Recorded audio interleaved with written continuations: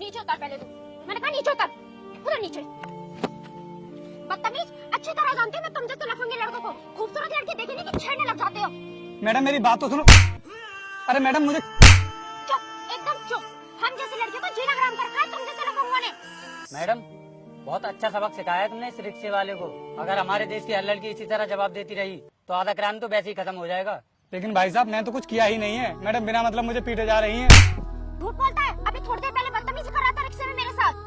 सुनो madam, police के हवाले कर दो इसे, तब पता चलेगा इसे। नहीं मैडम ऐसा मत करना, मेरा सारा धंधा चौपट हो जाएगा। तुम सही कह रहे हो, मैं अभी पुलिस को कॉल करती हूँ। मैडम नहीं। मैडम सुनो इंस्पेक्टर साहब, रिंग रोड पे मेरे साथ एक लड़का बदतमीजी कर रहा है, आप यहाँ जल्दी आ जाइए। ओके। और मैडम इसकी हिम्मत तो देखो, लड़की छेड़ने को अपना धंधा समझता है ये। मारो इसे। सुनो सच्चाई तो भाई साहब मुझे क्यों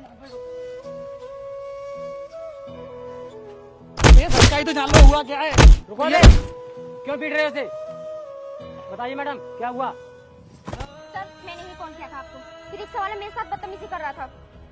साहब ये मैडम बिल्कुल झूठ बोल रही हैं। मैंने इनके साथ कोई बदतमीजी नहीं की है। सर मैं आपको सब कुछ सच बताती हूँ, मैं और मेरा बॉयफ्रेंड बाइक से जा रहे थे।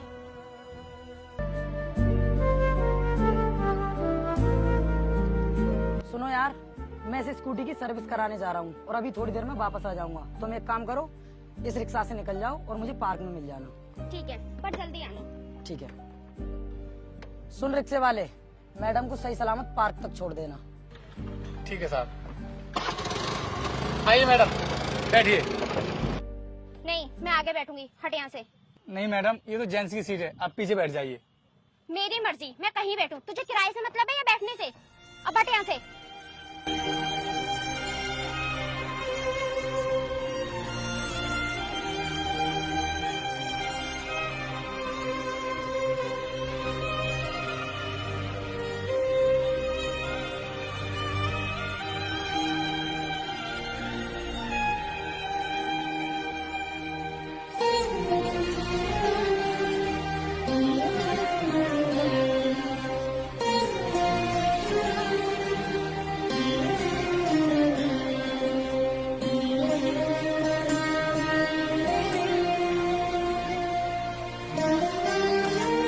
सर सड़क में गड्ढा आ गया और मैं मैडम से थोड़ा सा टच हो गया, बस इसी वजह से ये लोग मुझे मारने लगे। सर सड़क में गड्ढे का तो बहाना है इसका, ये जानबूझकर मेरे ऊपर गिरा था। मैडम आप ही बताइए क्या करूँ मैं इसके साथ?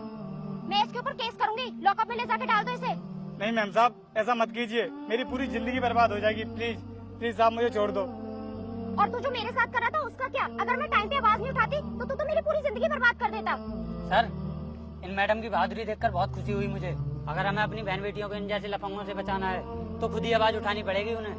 बहुत अच्छा किया मैडम आपने। चल बे तू मेरे साथ बैठ और तुम लोग इस रिक्शे को थाने पहुंचा देना।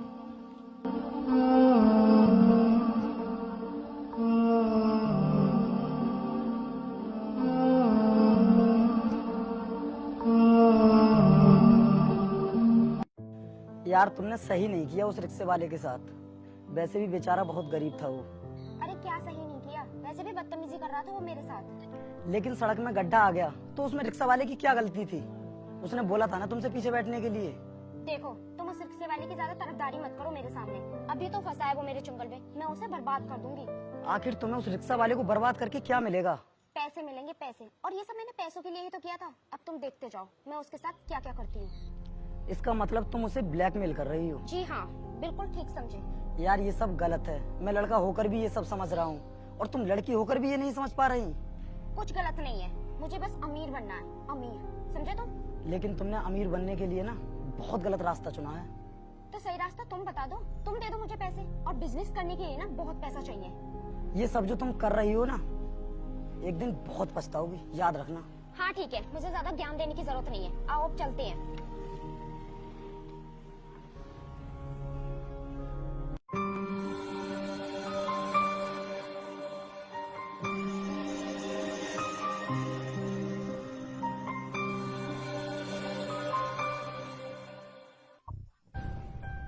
सर ये है शर्मा जी के केस की फाइल और आपको सीओ साहब ने अपने ऑफिस बुलाया है।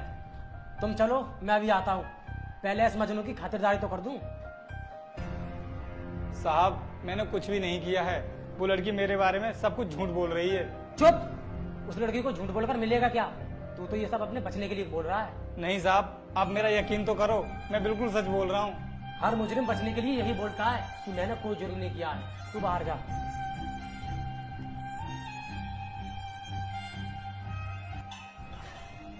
इधर आ। मुझे 2 लाख रुपए दे दे, मैं तेरा केस यहीं के यहीं रफा दफा कर दूंगा और उस लड़की को चरासी भी बनने लगेगी। लेकिन साहब मेरे पास तो इतने पैसे ही नहीं है, अगर मैं अपना रिक्शा भी बेच दूं तब भी इतने पैसे इकट्ठे नहीं कर पाऊंगा। मुझे लगता है बिल्कुल कंगाली है तू, तेरा कुछ नहीं होगा, तू जिंदगी भर जेल में ही सड़ेगा। हाँ साहब, मैं गरीब हूँ, लेकिन इस रिक्शा को चला कर ही अपने परिवार का गुजारा करता हूँ। और साहब उस लड़की ने मुझे बिना बात के फंसा दिया है। इस बात का मुझे ज़्यादा दुख नहीं है, लेकिन उसने मेरी बदनामी भी की है और सब कुछ जानते हुए भी लोग भी उसकी तरफदारी कर रहे हैं। तेरा कुछ नहीं होगा।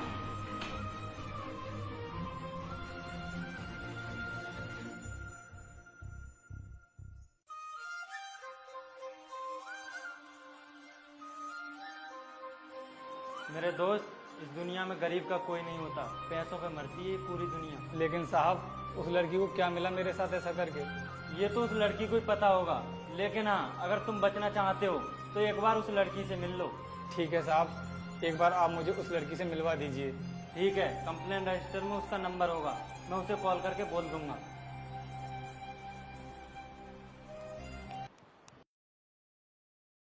देखा तुमने उस रिक्शे वाले की हरकत के बाद अब मैं जहाँ से भी निकलती हूँ लोग मेरी इज्जत करने लगे हैं। किसी गरीब की खुशियों में आग लगाकर तुम्हें गर्व होता है, मुझे नहीं, मुझे तो बहुत दुख होता है। अरे यार तुम कब समझोगे, इन रिक्शा वालों की ना कोई औकात नहीं होती, कोई इज्जत नहीं करता इनकी, ये हमारे नीचे काम करने के लिए होते हैं। तुम अपने आप को एक बार उस रिक्शे वाले की जगह पर रख कर देखो और सोचो ये सब तुम्हारे साथ हुआ होता तो तुम पर क्या बीती थी। मुझे तो लगता है तुम भी पागल हो गए हो। अगर वो गरीब बर्बाद हो भी जाएगा तो कौन सी आफत आ जाएगी, कम से कम हमारी लाइफ तो सेट हो जाएगी। ठीक है, तुम्हें जो भी अच्छा लगे वो करो, मैं कुछ नहीं बोलूंगा। भले ही तुम अपने आप को ज्यादा होशियार मानते हो, पर तुम्हारे अंदर ना जरा सी भी बुद्धि नहीं है। अब जैसा मैं कहती हूँ वैसा करो और देखते जाओ हम कितनी जल्दी अमीर हो जाएंगे। तुम्हारी ये अमीर बनने की चाहत न जाने कितनों की जिंदगी बर्बाद करेगी। तुम केवल अपने बारे में सोचो, दुनिया के बारे में मत सोचो। दुनिया में तो न जाने कितने लोग मरते हैं, कितने जीते हैं। हाँ सर, क्या अभी आना है? ठीक है सर, मैं आती हूँ। ओके। क्या हुआ, किसका फोन था? आखिर वो दिन आ ही गया जिसका मुझे इंतजार था। कौन सा दिन? इंस्पेक्टर साहब ने मुझे फैसले के लिए बुलाया है। अब मैं फैसले के नाम पर उस रिक्शे वाले से पूरा 1 लाख रुपए लूंगी। अगर उसने नहीं दिए तो फिर क्या करोगी उसका? देगा कैसे नहीं, अगर उसे अपनी जिंदगी से प्यार होगा तो देगा। अब ज्यादा लेट मत करो, चलो जल्दी।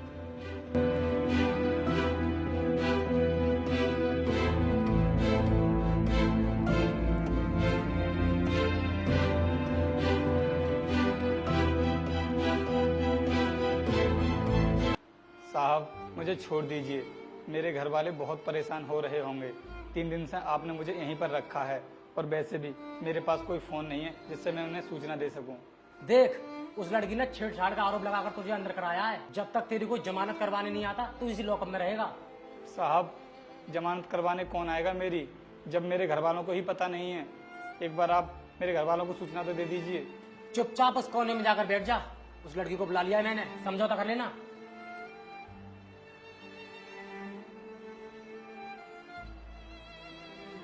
कांस्टेबल, तू एक काम कर, चाय ले आ।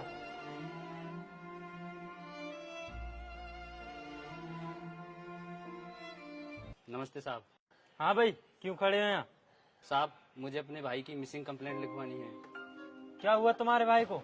सर वो 3 दिन से गायब हैं, हमने उन्हें हर जगह ढूंढ लिया। क्या करते हैं तुम्हारे भाई? साहब वो रिक्शा चलाते हैं। क्या यही है तुम्हारे भाई? पहचानो। हाँ साहब यही है मेरे बड़े भाई। इन्हें क्या हुआ? कुछ नहीं, अब तुम घर जाओ, वो शाम तक आ जाएंगे। लेकिन साहब मेरे भाई हैं कहाँ, मुझे एक बार मिलवा तो दीजिए। मैंने बोला ना तुम घर जाओ, वो शाम तक आ जाएंगे।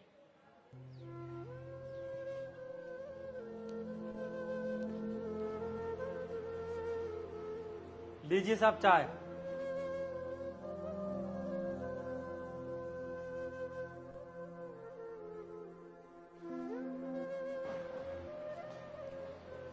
जी सर, बताइए क्यों बुलाया मुझे? देखिए मैडम, उस रिक्शे वाले को परेशान करने में कोई फायदा नहीं है, समझौता कर लीजिए आप उससे। ठीक है सर, मैं समझौता करने के लिए तैयार हूँ।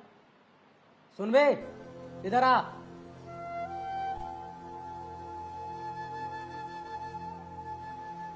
जी साहब। देख, मैडम तुझसे कुछ बात करना चाहती हैं, जा साइड में जाकर बात कर ली।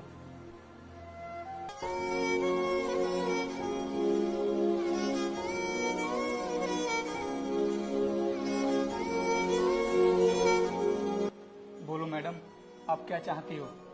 कैसे पीछे छोड़ोगी मेरा? ए मिस्टर, ये इल्जाम किस पे लगा रहा है? तुझे मैंने नहीं फंसाया, तो खुद अपनी गलती से फंसा है। देखिए मैडम, मैंने ऐसी कोई गलती नहीं की है। पता नहीं आपने मुझे क्यों फंसा दिया। तेरे बचने का सिर्फ एक ही रास्ता है, मैं अपना केस वापस ले लूंगी, बस तू मुझे 1 लाख रुपए दे दे। क्या 1 लाख रुपए? अब मैं अच्छी तरह समझ गया, ये सब तुमने पैसों के लिए किया है ना? हाँ, सही समझा तू। मैं पैसों के लिए कुछ भी कर सकती हूँ। ये तो तुम भी जानती हो कि मुझ पर लगाया गया इल्जाम बिल्कुल झूठा है।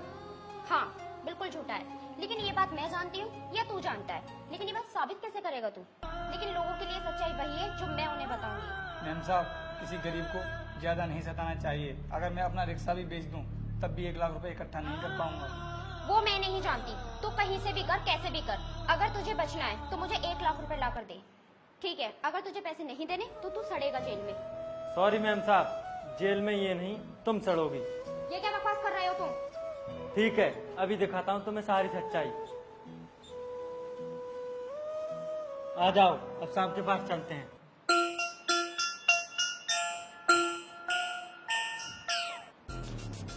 ये देखिए सर, इस मोबाइल में पूरा वीडियो रिकॉर्ड है। ये रिक्शा वाला बेगुनाह है, इसकी कोई गलती नहीं है। सारी गलती इस लड़की की है। अच्छा मैडम, तो ये है आपकी करतूत? एक गरीब रिक्शा वाले को लूटना चाहती हो तुम? साहब, आपका बहुत बहुत धन्यवाद जो आपने मुझे बचा लिया, लेकिन मुझे तो पता ही नहीं था कि आपने वहाँ पर मोबाइल कब रख दिया। मुझे तुम्हारी बातों से ही पता चल गया था कि तुम बेगुनाह हो, इसीलिए मैंने मोबाइल वहाँ पर छुपा दिया था। एक गरीब रिक्शा वाले को नाजायज फंसाने के जुर्म में मैं तुम्हें गिरफ्तार करता हूँ। धारा 420 के तहत अंदर जाएगी तू। नहीं नहीं सर, ऐसा मत कीजिए, मैं अपना केस वापस लेती हूँ। अब कुछ नहीं हो सकता, बात बहुत आगे तक बढ़ चुकी है और सबूत भी मिल गया है। बस बन गई अमीर, हो गए सपने पूरे। मैंने तुमसे पहले ही बोला था कि जिस रास्ते पर जा रही हो वो गलत है। अब इसकी सजा भी काटो तुम। रिक्शा वाले, तू बाहर जा। हाँ भाई, तू भी बाहर जा। कांस्टेबल, डाल दो उसे जेल में। चलिए मैडम।